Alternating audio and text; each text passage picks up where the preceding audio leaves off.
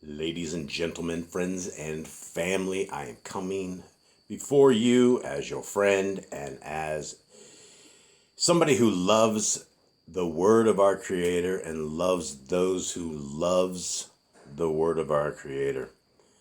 And throughout the years, I have definitely grown in the Torah. I have changed a lot of my old ways that I came into Torah. I came into Torah being taught incorrect things that could not be even backed up in scriptures. A lot of this we fight about inside of the calendar system inside of Torah. And it's remarkable that a group of people cares enough about the calendar and about the ways of our Creator that we will argue and bicker amongst ourselves as to which is the proper way to go.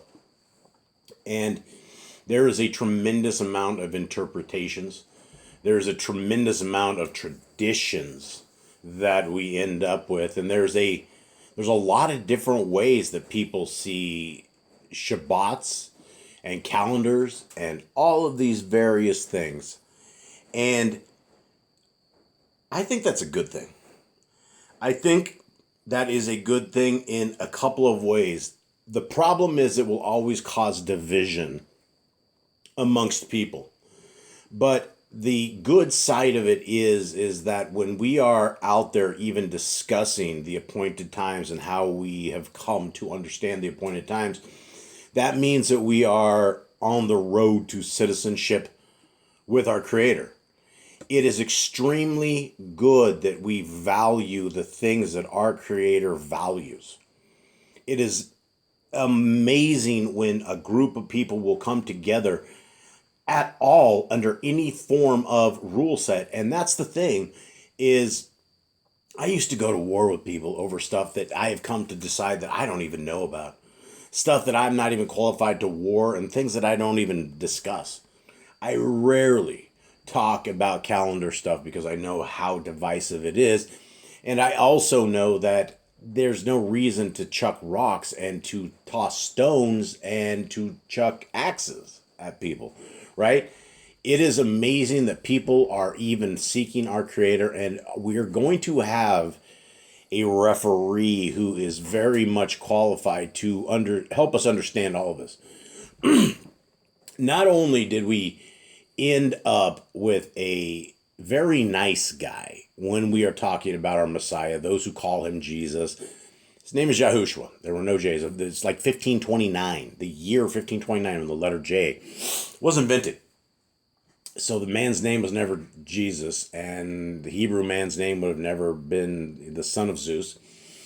And so as we come to the understanding that we have been deceived in a lot of different ways, then one thing that we can glimmer from Messiah Yahushua is that he's a very nice guy. He's also a very sharp sword when it comes to confrontation. He only lets the niceness go so far until he breaks things and views things under the guise of the Torah.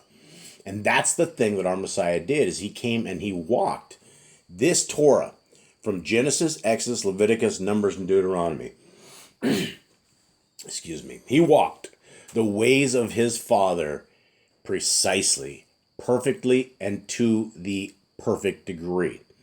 Had he not done this, then he would have not been a qualified sacrifice for us to have the ability to not have the curse of the Torah be with us. You see, excuse me again, ever since that we sinned from 3 years old when we put our hands in the cookie jar and stole our first cookie, we have fallen under the curse of the Torah, which is spiritual death. Not just a physical death. We're all going to die a physical death, more than likely. But the spiritual side of things is we have an opportunity for eternity, or we have an opportunity for eternity. It's going to be eternity either way. It's going to be either on the good side, or it's either going to be on the bad side. The only qualifications, the only thing that we can find from scriptures is that if we want to fall under the covenant path, under the direction, under the leadership of our Creator, then the first 5 books of scriptures, Genesis, Exodus, Leviticus, Numbers, Deuteronomy, become like the frontlets before our eyes. We don't view the world, taste the world, look at the world, and we don't do anything near the world without it going first through the filter of the Torah. You see, if we would somehow fall into a situation where we're lusting after women or we're doing evil things in the eyes of our Creator and the eyes of our Creator's Son, then we wouldn't do that. Well, how would we know that? How would we know that adultery is simply as looking at women with lust in our eyes? Well, we've read the Scriptures. We know the first 5 books of Scriptures. We've read the Besorah. We've read the words of our Messiah. And we understand what it takes to be in this kingdom walk. And so our Messiah is going to be the fella that comes and tells us this is the right calendar. This is what we had meant from the very beginning. These are the lying scribes and the useless bottom feeders that have changed the scriptures throughout the years from what it's supposed to be to what it says now. It's all going to be revealed. We're all going to go, oh, where I'm like, this is going to be like a whole, it's going to be hours and hours and hours of, oh my, yeah, I got it. Okay, right? So the path forward is simply that we follow the Torah to the very best of our understanding and we don't stray from that. And that is what the kingdom people look like. And when you look at people that know the Torah and walk the Torah, they become much safer than the people who have nailed the laws to the tree, right? There's all these different sets of laws and guidelines that we have as a community, as a people, that we should have applied to our lives every single day that stop us from hurting our neighbors, stop us from hurting our family, stop us from hurting our Elohim, stop us from hurting ourselves. Right? Unclean food, right? All of that jive that people are like, oh yeah, bacon it is.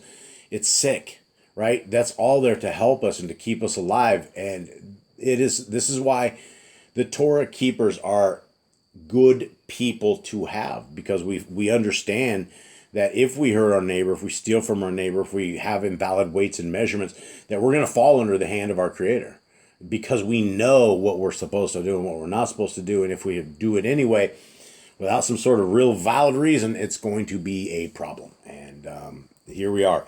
And so even if there is a valid reason, we're still coming under the hand of our Creator because we have broken His ways. And that's the best guidance we have. Guys, the scriptures you have right before your eyes are the Yah Scriptures Revision 1, greatest English translation that is out there, limited edition.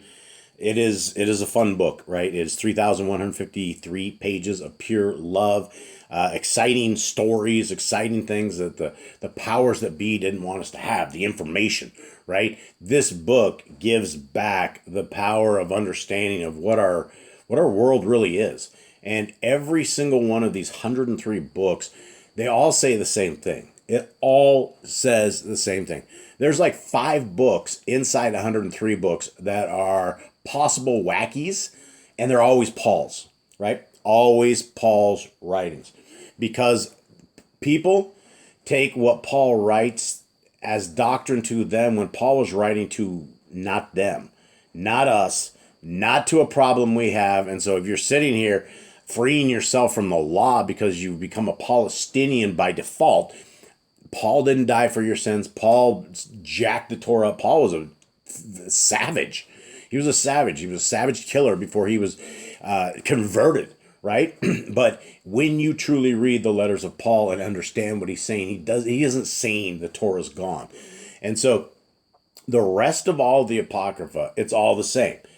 Keep the laws, statutes, and commandments. You will be my people. I will be your Elohim, and you will fall under my spiritual protection and have legions of angels able to defend us at all costs, right? All we got to do is sit here and walk these lands of testing, give back to the Torah for what the Torah has given to us.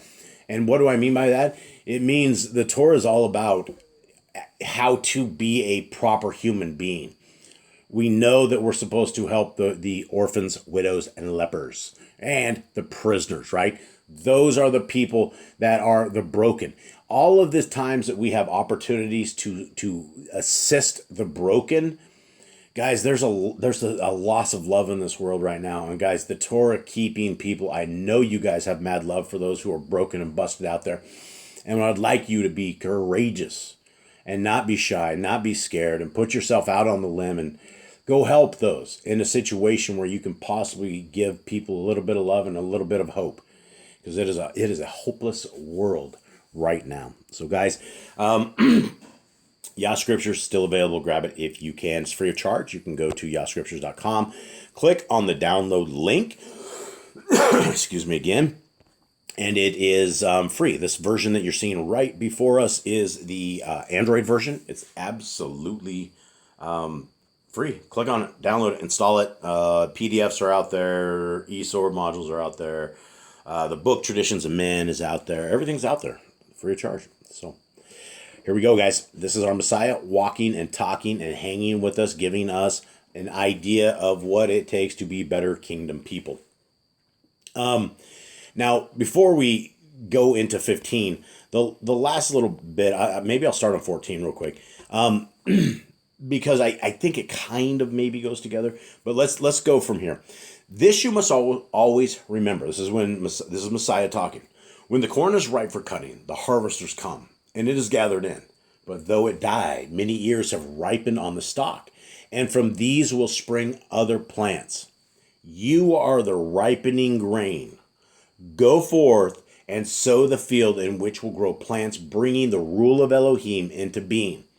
For then men will be ruled with justice and goodwill, the rich serving according to its endowments, and no man will be idle or wasteful. Huge stuff, right? We are that dying piece of corn. We are that one piece, that one kernel that when we go through life in a Torah-based way and we are seeking the kingdom of our Elohim, and we're seeking the kingdom of our Elohim by, first of all, by being Torah observant ourselves, but then telling everybody, right? There are people out there that will listen. Most of them won't. Most of them are going to laugh at you. Most of them are going to scoff at what you have to say. But when you find that single little guy out in that field that like looks and gives you the eye and starts asking questions, and they bring something to fruition or it changes something, we don't know what this seed of us is going to do to people. Even those that scoff at us, laugh at us. Listen, we could give somebody this information that our Creator will bless us and keep us if we are keeping Torah, and he can laugh and scoff and walk away, get hit by a bus the next day, end up in like all these body casts as he's sitting there laying, thinking about this. The last thing that he decided was that he wasn't going to be a Torah keeper, right? He laughs and scoffs at the Creator, and the Creator, something happens, right? So those are things that we can plant and that we can put into the scoffers and those who laugh at us. And hopefully something down the way will happen with them. Hopefully something good. 15. Now the wickedness of men is like a canopy over a garden, shutting out the fertilizing rain so it cannot nourish the plants beneath. Therefore they wither away. If the canopy remains, the ground becomes bare and barren, yet it needs only the removal of the canopy to make the ground blossom forth into fruitfulness. Such is the nature of the power of the Ruach HaKodesh. Big stuff, guys. This is a major verse right here that talks about the covering of us with sin. When we are into wickedness, and what is wickedness? Wickedness is anything that goes against the Torah. Anything that we know of holiness, kodeshness, the way of our Creator. This is this is what is holy. This is what is good. Now, when we violate this, then by default we throw a tarp over our land. And it kills our spirit. It kills our soul. We are in danger whenever we have this canopy over there. I'm always talking about people with the addictions of pornography and the world of nudity and nastiness and grimliness that is out there. And I'm always begging those who can hear the light, see the light, and get themselves away from that thing to do so, to secure themselves in a spot in the kingdom, because the kingdom isn't going to be for mad adulterers like this. It's not what it's about, right? We need to get rid of the sin in our lives and Pornography would not be as popular as it was if there wasn't a problem with it within the people. And I know there's a tremendous amount of people that are still stuck in this, guys, and you can get out of it. You can find that way out. You can seek our Creator, replace it with scriptures, replace those urges. They will leave you. They will disappear. It will become ugliness and nastiness in your eyes. I promise you. Just give it time. Now, continuing on. Pornography is only one of them, right? There's a lot of different things that we can get into that when it covers up our ability for our soul to grow, the Ruach HaKodesh is not able to get into this. So let's make sure that we do not have a canopy over the top of us and that we can get the power of the Ruach HaKodesh into us, that our Creator is working through us, and that his strengthening is in our soul to properly help us walk these lands. And so to do this, the Ruach comes in, but it only comes into the parts where there's not wickedness. And so we need to cleanse ourselves and cling ourselves and fast and pray and repent and make sure that we are walking this kingdom path to the very best of the Torah's ability in our lives. Now, continuing on. 16. One of the Talmudim say, one of the disciples, "We have seen that the power is a miraculous thing, but the effort is beyond many of us." Yahushua said, "That is the hair in the dough. Apathy must be overcome and effort expended." Crazy stuff, right? This is the hair in the dough. For anybody that's into cooking, that's the stuff. We don't want the hair in the dough. That's not good. So Messiah says that apathy must be overcome and effort expended. So this is something that obviously this guy's like, well, he had like the Eeyore. You guys remember Winnie the Pooh and Eeyore, the guy that always was sad? Nothing was good, and he kept losing his tail. That's the Eeyore mentality, and we don't want to have the Eeyore mentality. So Messiah says right there, apathy must be overcome. And every time I think of apathy, I always think of little Eeyore and the apathy of that little donkey in that little cartoon from back when I was a kid. Now, continuing on. Kepha, Peter, said, "We shall go to Jerusalem. What if the people call on you to lead them into battle? Surely you will not ignore their cry." Big stuff, right? This is what the people were looking for back in the day. The current Hebrews of the time, the two tribes of Israel that were in and around the area at that time, they were looking for somebody to free them from the Romans. They're looking for King David part 2. They're looking for the Saul, somebody who can save them from this oppression that they are under right now. And so a lot of people, when they found out that Messiah was not that dude right then, they lost hope and they didn't understand the plan. And the plan is not that Messiah isn't going to be that dude, but he isn't going to be that dude right at this moment. He's going to come back and he's going to have some crazy, mad powers that's going to be able to melt metal and destroy the world's armament. It's going to be like, it's a one-sided war when Messiah comes to battle. And so this is what Peter and the gangs thought. So here's what Messiah's answer. Yahushua said, "Oh, Kepha, so long with me, yet still confusing the ways of Yahuwah with those of men. Taking up the sword is the easy way, for it is more difficult to peacefully change the hearts of men than to impose a change by violence.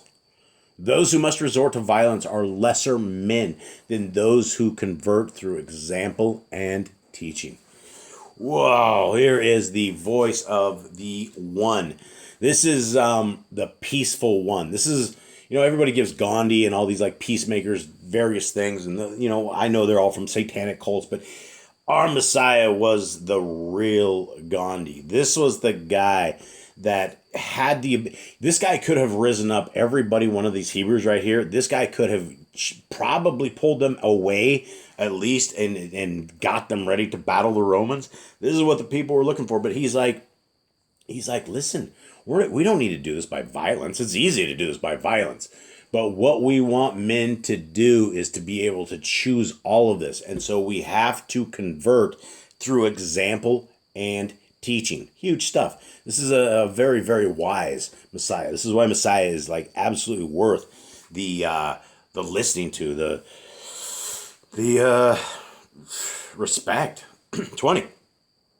Messiah continues on. Is it not written in the Kodesh books? Okay, what Kodesh books? Well, the Torah. We have the Torah. I would also say the prophets. All the prophets of the history are the Kodesh books. All the stuff when our Creator talks to the people, even through judgments, is part of the Kodesh books. Those who seek wisdom as others seek riches will certainly come to an understanding of the ways of Yahuwah. And this knowledge delivers them from the darkness of ignorance. Okay, big thing, right? Wisdom is something that is a spirit that is delivered to us by our Creator, and it is not all something that everybody gets. Not everybody has extra scoops and extra heaping of wisdom. It's one of these things that we're supposed to be able to pray for, and it's supposed to be something that our Creator will not withhold from us.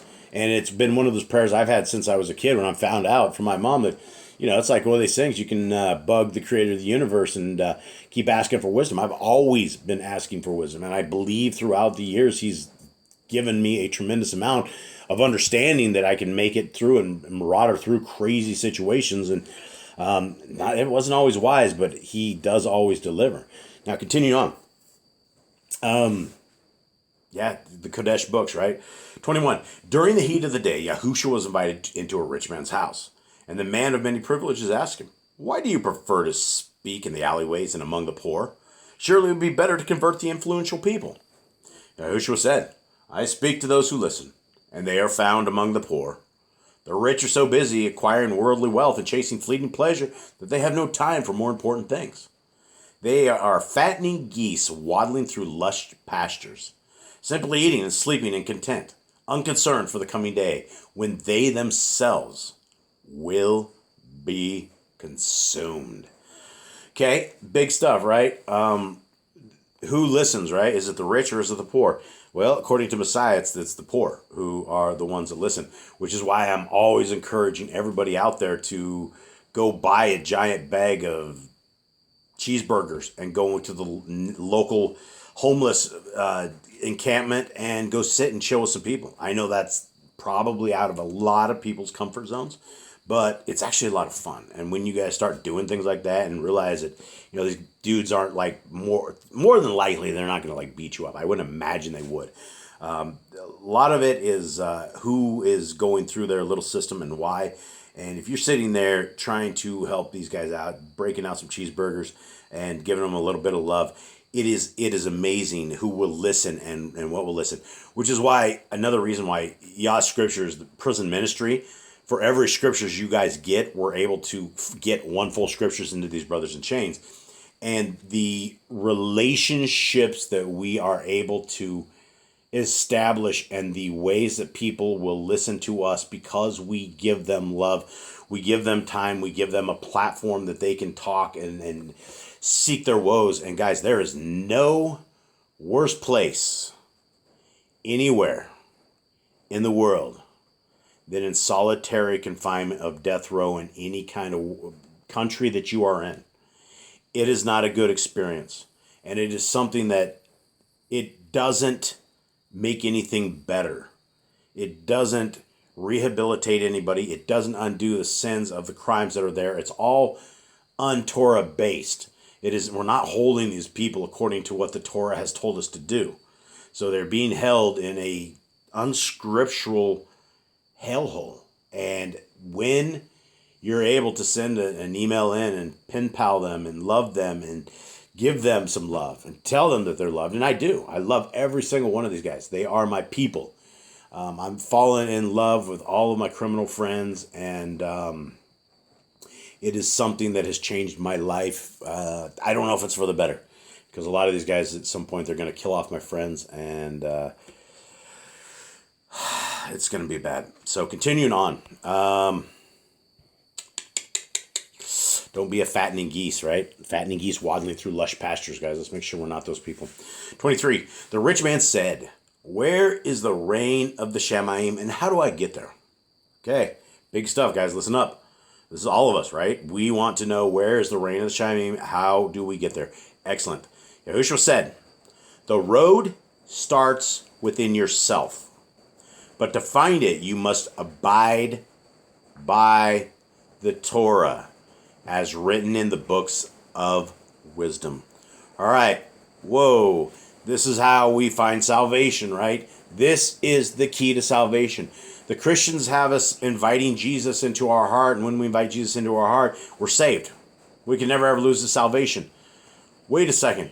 Our Messiah very clearly says himself right here, and if you are a supposed Christian, you should be a follower of Christ. Our Messiah, our Mashiach, just says that we find it in ourself, but to find it, you must abide by the Torah, as written in the first 5 books of Scriptures, which are the books of wisdom. Continuing on, our Messiah says, for knowledge of the Torah provides a true and clear picture of yourself. Very true, right? Very, very, very true. Are we blood-sucking, fat-eating, adulterous, neighbor-hurting, lawless group of rebels? Or are we somebody who can look at our hearts? And if our hearts feel bad, then we've probably been leading ourselves astray. Because when you read the Torah, you write upon your heart, mind, and soul the absolute wishes and hopes and dreams that our Creator has for all of his people. This is why he has left us a detailed set of instructions with about 158 or 159 or so commands that we can keep today in this land and environment. We don't need Levitical priests because we have Messiah Yahushua. We have a priesthood. We have a Melchizedek priest. We have somebody who's going to be our advisor, our leader, our judge, the jury, the military. It's a one-man army right here, folks. Our Creator gave us some power. And when Messiah comes, we're going to be playing with some real power. Okay, so we need the Torah as this mirror. Because when we look at ourselves in the mirror of the Torah and it reflects back our true image, we need to study this Torah very, very diligently. This is why I'm begging all of you guys to read through the first 5 books at least 5 times. Give it to yourself and give it to your soul to protect your soul with the understanding of what our Creator wants for you, for us, for your families, for your wives, your husbands, for your kids, for your uncles, grandpas, everybody who will absolutely listen. Everybody's qualified. This is not a skin color creed. This is not anything, and it never has been. Never will be. So all those racists and all those people out there who think it's a skin color thing or a bloodline thing, it ain't. There's no Jew and there's no Gentile in our Messiah. There's only Torah-keeping, obedient, Yah-loving. It's a group of people who have said, yes, I want our Creator's ways as our ways. So, continuing on. Let this be your guiding light. Colons, right? Okay, here's the guiding light. Take no thought for tomorrow, whether it bring good or evil. The cares of the day are sufficient, and the Torah will sustain you. This is 100% opposite than all this Christian mumbo-jumbo. This is 100% opposite of Mormonism, 100% opposite of Jehovah's Witnesses, 100% opposite of Catholicism, of Islam. There's all Muslims. It's every single religion that is. Nobody says anything about the first 5 books of Scriptures, right? Everybody they may incorporate first 5 books of Scriptures, but then they go off and they put a cabiles of other stuff out there, right? It's not just about the Torah. And this is where we need to come back to. We need to have the Torah in our arsenal as complete diabolical weaponry of savagery that we will not allow anything to happen in our life until we are completely protected by the grips of the Torah. And you're not going to get like that. You don't have protection of the Torah unless you know the Torah. That's the power. That's the power up. That's when you guys want to be sustained by the Ruach HaKodesh. It's all about Torah walk. It's all about our Messiah is clearly advocating for the Torah, just like he clearly advocated for the Torah in Matthew, Mark, Luke, and John, and along the way, right? He has always said he's not here on his own volition. He is here under the commands and the ways of his Father, and this is what we should do. If we love him, we keep the commands. What commands? All of them. First 5 books of Scriptures and all of the amazing, excellent advice and extracurricular commands that our Creator Son has given to us. That's what we keep. Because when we have somebody of authority, like our Messiah, who has been made flesh, walking amongst us, giving us all of these amazing things, this is good stuff, right? There's no foolishness in this, right? If we're walking the Torah, then our life is our best life now. And it'll be our best life in the future. And there's nothing wrong with walking the Torah. There's nothing more alpha male or alpha girl or alpha family than there is walking the Torah walk. It's a beautiful place to be, and I would encourage everybody to read your scriptures, to walk the Torah, to find our Creator where He's able to be found. Change your ways. And guys, I love y'all. I hope you guys have a wonderful day. Hope you guys find a wonderful work week. And until I'm able to hang with you guys again, much love. I'm out.